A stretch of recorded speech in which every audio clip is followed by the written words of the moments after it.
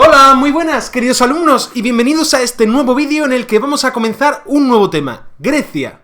Un tema que estaba deseando poder daros porque es muy interesante, ya veréis. ¿Y esa música?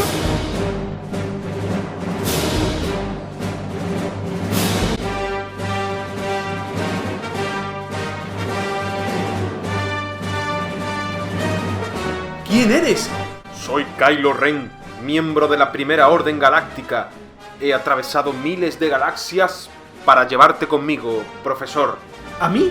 ¿Para qué? La fuerza está presente en ti, profesor.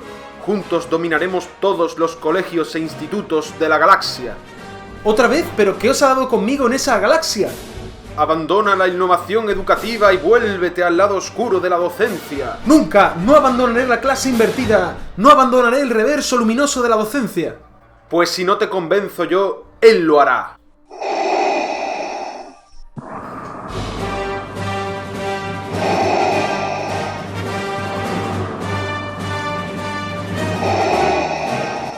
Esta vez no te escaparás, profesor. Vuelve a la clase magistral. Abandona esas prácticas docentes que no llevan a ningún lado. Conviértete al reverso tenebroso de la educación. ¡Jamás! ¡No lo haré! Está bien, joven Kylo, usemos la fuerza. Si no quiere unirse a nosotros, acabaremos con él. ¡Otra vez no!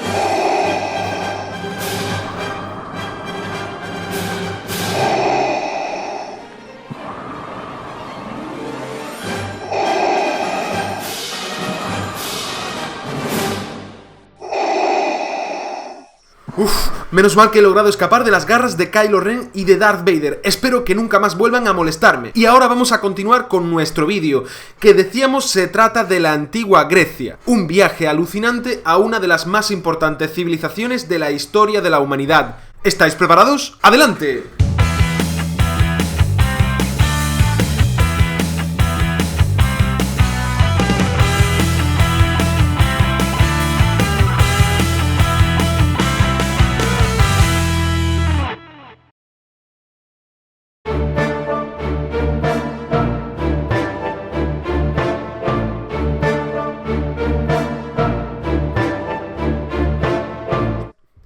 Antes de comenzar a estudiar las características históricas de la antigua Grecia, tenemos que realizar un breve marco geográfico de esta zona concreta del Mediterráneo. Estoy seguro de que muchos de vosotros ya sabéis dónde se encuentra Grecia.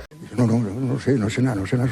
Pero por si hay algún despistado, vamos a situarlo en el mapa. La antigua Grecia se encuentra en el sur de Europa y en el Mediterráneo oriental. Todo lo que hoy conocemos como Grecia se sitúa en tres zonas distintas. En primer lugar, la península balcánica, en la que se encuentra la mayor parte de su territorio. Luego, la península del Peloponeso. Y por último, las islas del Mar Egeo. ¿Cuáles son las características geográficas de este territorio? Pues bien, en primer lugar tenemos que saber que es un territorio montañoso y muy abrupto, con lo cual nos encontramos con estrechos valles separados por altas montañas. Este paisaje abrupto de la antigua Grecia tuvo sobre sus habitantes unas consecuencias muy importantes. Por ejemplo, al estar más seguras entre montañas, las ciudades griegas prosperaron más, debido a que no tenían que estar tan preocupadas por ataques del exterior. La antigua Grecia era, por así decirlo, una barrera natural contra otros pueblos hostiles que se encontraban tanto en el Mediterráneo como en las zonas europeas. De la misma forma, debido a la separación natural que había entre estas ciudades,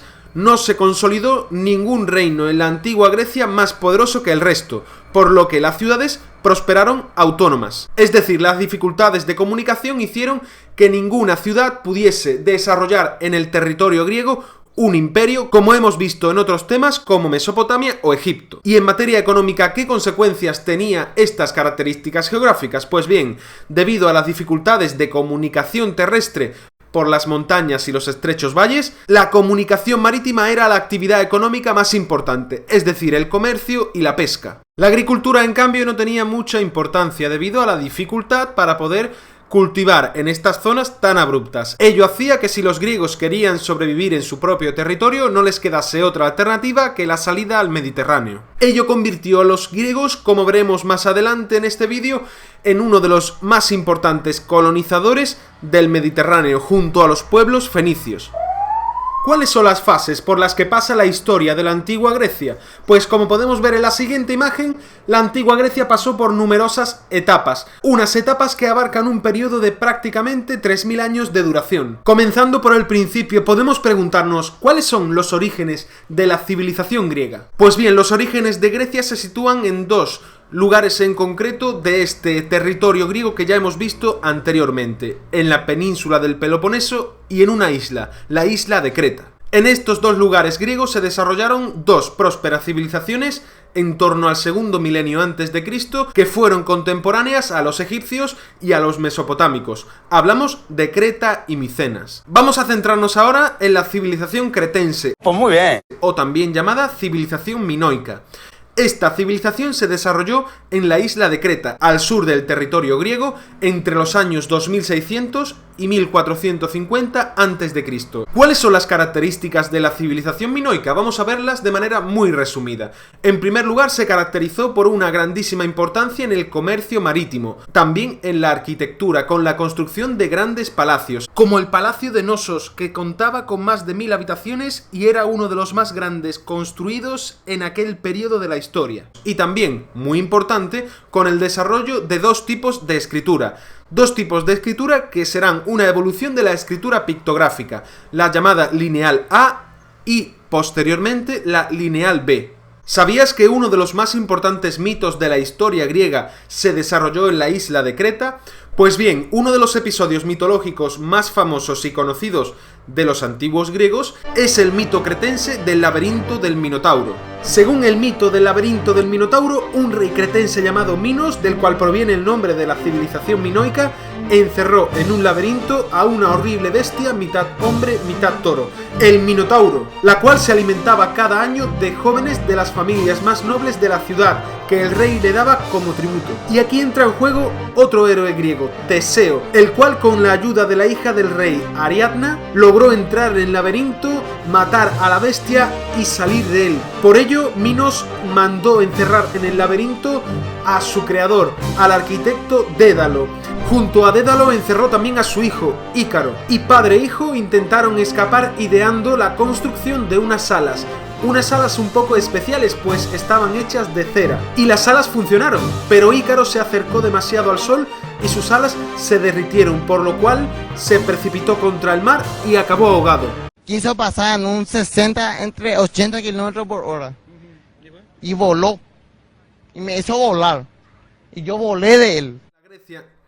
Otra de las grandes civilizaciones que significaron el origen de Grecia fue la micénica, que vivió contemporánea a la civilización minoica. La civilización micénica se desarrolló en la península del Peloponeso entre los años 2000 y 1600 a.C. La civilización micénica tenía su origen en unos pueblos venidos de los Balcanes, los llamados aqueos, que se establecieron en esta zona para fundar varias ciudades, como por ejemplo Micenas, cuyo nombre da origen a esta civilización. Al contrario que la minoica, que se caracterizaba por el comercio marítimo, los micénicos eran grandes guerreros. Por ejemplo, llegaron a conquistar la isla de Creta, adoptando por ello la escritura conocida como lineal B. Los micénicos eran un pueblo guerrero que debido a sus ansias de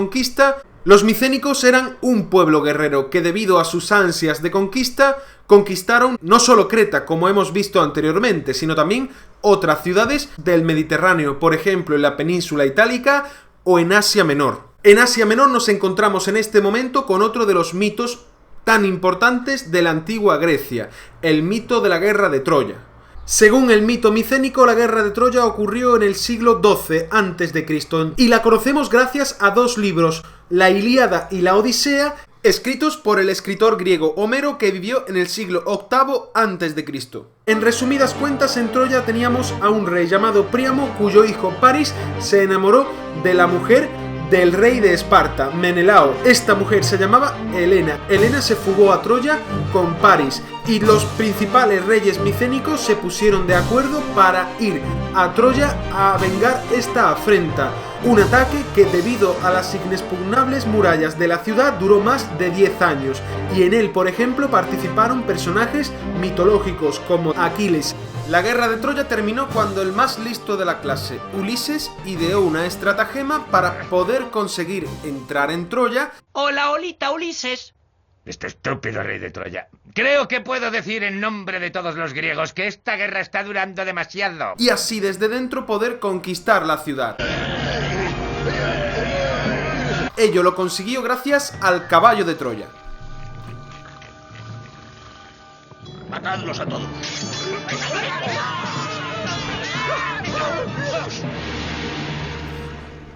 Pero dejamos atrás los mitos para continuar estudiando la historia de la antigua Grecia y sobre todo sus orígenes. Si recordamos la imagen del eje cronológico de las etapas por las que pasa la historia de Grecia, podemos ver que después de la civilización micénica y de la guerra de Troya, nos encontramos con una llamada época oscura. Oye, ¿quién ha apagado la luz?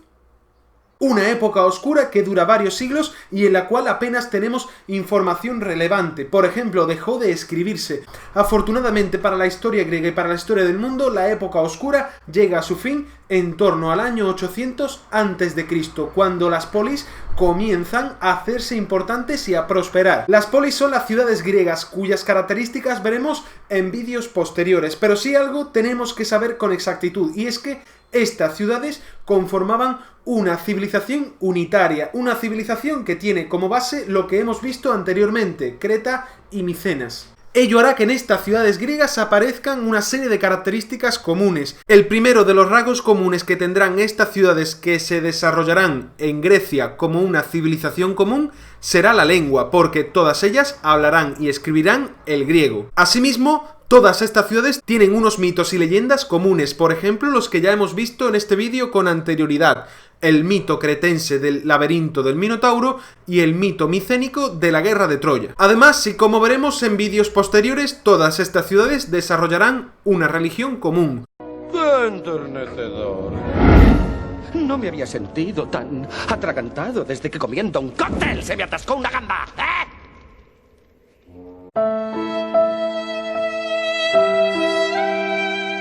Y además también celebraban fiestas comunes, como por ejemplo las Olimpiadas, las cuales estudiaremos más adelante y que, como supongo que ya sabréis, aún siguen celebrándose a día de hoy. The Olympic Games are not only a celebration of sport. There is nothing quite like a relaxing cup of café con leche. Todo ello hacía que estas ciudades griegas tuvieran un sentimiento común de pertenencia a un territorio. Todo ese territorio que hoy podemos situar en la antigua Grecia, y en el que compartían lengua, costumbres, ritos, leyendas, etc. Debido a que en torno al siglo VIII las ciudades griegas comenzaron a prosperar y a hacerse cada vez más poderosas, la agricultura, esa que como ya hemos visto tenía muchas dificultades para practicarse, no pudo dar alimento a toda la población de estas ciudades griegas. ¡A robar cartera! ¡Porque no hay pasto para comer! Por lo que los griegos tuvieron la necesidad de salir al Mediterráneo, con el que los griegos dieron comienzo en el siglo VIII a un proceso de colonización. Colonizar es, según el diccionario, establecerse en un territorio alejado de su región de origen con la intención de poblarlo y explotar sus riquezas. Y ello nos recuerda a otra civilización un poco más antigua que ya lo hicieron en primer lugar. Hablamos de los fenicios. En torno al 1500 y al siglo IV a.C., los fenicios también fundaron nuevas ciudades a lo largo de todo el Mediterráneo, como por ejemplo la ciudad de Gadir, la actual Cádiz, fundada, según los textos antiguos, 80 años después de la guerra de Troya. Cádiz, ¡olé! ¡Es de Cádiz, ¡olé! ¡Es de Cádiz, ¡olé! ¡Es de Cádiz, ¡olé! ¿Quiénes eran estos fenicios? Pues un pueblo situado en la costa oriental del Mediterráneo que se organizaba, como también los griegos, en ciudades-estado, de las cuales la más importante era Tiro. Al igual que los griegos, los fenicios se caracterizaban por ser expertos navegantes. Y una característica importante es que inventaron el primer alfabeto, que será la base de los alfabetos que vendrán más adelante, como el griego que veremos en este tema, o el alfabeto latino de los romanos. ¿Por qué son importantes los fenicios para la colonización griega? Pues porque fueron un precedente. Un poco después, al igual que los fenicios, los griegos fueron fundando colonias por todo el Mediterráneo con el objetivo de obtener materias primas. Esta colonización griega se realizó en torno a los siglos VIII y VII a.C., expandiéndose por zonas tanto de la península itálica como de la península ibérica. Las colonias se fundaban en zonas de costa y mantenían contactos comerciales con los pueblos autóctonos que vivían en estas zonas, así como también con la ciudad fundadora, que era llamada metrópoli. En la península ibérica, por ejemplo, los griegos llegaron en el siglo VII a.C. y fundaron ciudades como Emporion o Rode en Girona, Hemeroscopeion en Alicante o Mainaque en Málaga. Y con esto hemos llegado al final de este vídeo. Espero que este tema os resulte muy interesante y que continuéis interesándoos por la antigua Grecia en los próximos vídeos. Nos vemos en el siguiente vídeo. ¡Adiós!